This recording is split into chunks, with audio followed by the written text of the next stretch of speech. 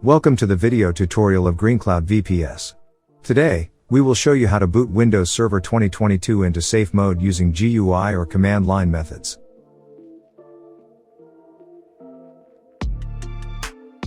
First, your server must have desktop experience installed.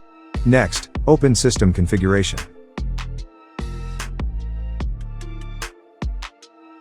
Then, go to the Boot tab and enable Safe Boot by checking the box for Safe Boot. You can select Minimal for basic safe mode or network if you need network access. Click OK to confirm. After that, restart the server by clicking Restart when prompted.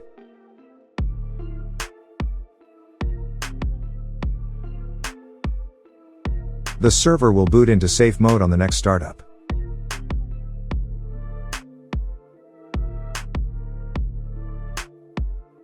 First, open Command Prompt or PowerShell as administrator.